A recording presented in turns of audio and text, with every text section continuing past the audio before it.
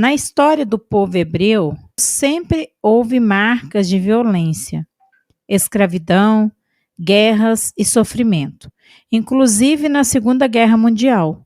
Esse povo, o escolhido na visão espírita, como explicar? Na visão da doutrina espírita, ele não é povo escolhido. Ele é povo escolhido na visão do judaísmo. O judaísmo que interpreta que eles sejam um povo escolhido. No livro Paulo e Estevão, no capítulo 2 da obra, quando estão na cadeia Abigail e Gesiel, ela faz essa pergunta para ele. Por que motivo o nosso povo é tão perseguido? Porque sofremos tanto, e ainda era só o período do Império Romano. Toda a história que teve depois nem estava aí, só estavam constadas as 4 escravidões que eles já haviam passado: egípcios, babilônios, macedônios e depois os romanos.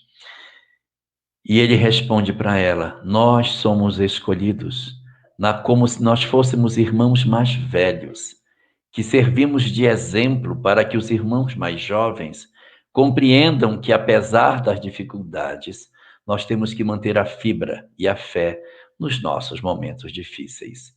Então, na leitura que Gesiel faz no livro, a razão pela qual o povo judeu passaria por tantos sofrimentos seria para legar aos outros povos uma compreensão que, a despeito de todos os sofrimentos, a fé precisa ser mantida.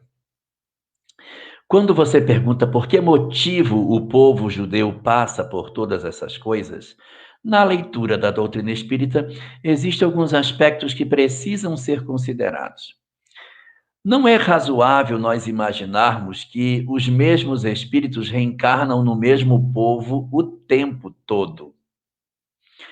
Um povo, ele, ao longo do tempo, ele pode receber espíritos de outros povos, a depender do que acontece com a sua relação com essas outras nações.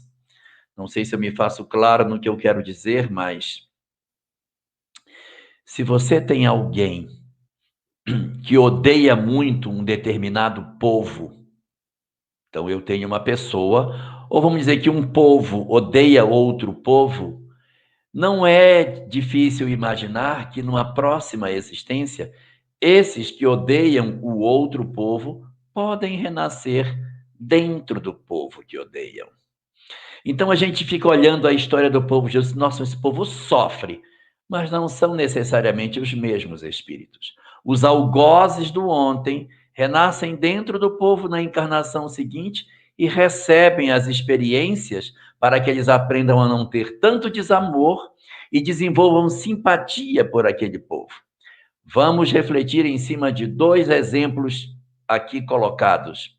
Um da obra Há 2000 anos. Públio Lentulus, senador romano, não se dava bem com hebreus. Como ele renasce? No livro 50 anos depois, ele renasce judeu. Mas ele renasce rico? Não, ele renasce escravo. Então você vê como há uma inversão nesse processo.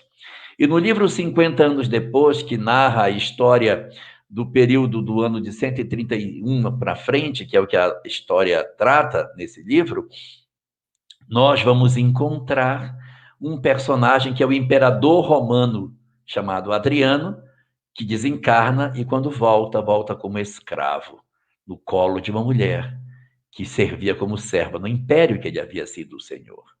Então, essas circunstâncias acontecem. Então, não dá para a gente dizer assim, o povo sofre, então são os mesmos espíritos. Não, nada garante que aqueles que no passado promoveram determinados processos de sofrimento ao povo hebreu estejam hoje vestindo a pele de judeus para aprender a ter um pouco mais de simpatia e trazer para si um crescimento. E isso talvez, na sua dificuldade de relacionamento, possa produzir, possa justificar algumas atitudes que, de repente, a gente vê alguns povos tomarem e que a gente diz, puxa, mas esse povo não aprendeu com isso? É porque, de repente, almas distintas, vestidas na pele de judeus, podem estar experimentando as circunstâncias do dia de hoje.